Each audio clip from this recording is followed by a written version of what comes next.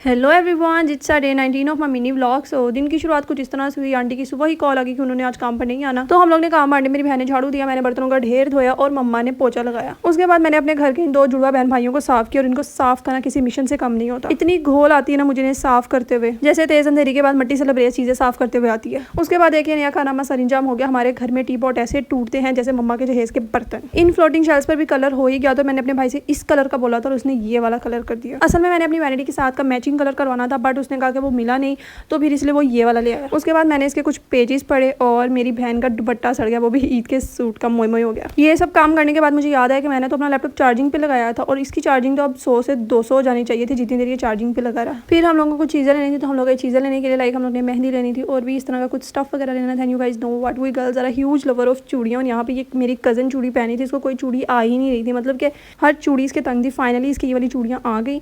इसके बाद हम लोग थक गए थे, हम लोग इस फटे के ऊपर आके बैठे क्योंकि हमारे दुपट्टे पीको हो रहे थे। उसके बाद मैंने एक झुमके लेने थे और मैंने अंकल के सारे झुमके खिला दिए कि मैंने सिल्वर कलर के ही झुमके लेने, और फाइनली मुझे ये पसंद आ गए। और आप लोग बताएं, आप लोग की ईद की तैयारी शरी हो गई है? वैसे तो मैं ईद पर 4 सूट लेना चाहती हूँ, लेकिन फिलहाल मेरी मम्मा मुझे इस चीज़ की इजाज़त नहीं दे रही, तो मैं 3 से ही काम चलाऊंगी। इसके बाद मैंने अपने लिए और मम्मा के लिए चाय बनाई।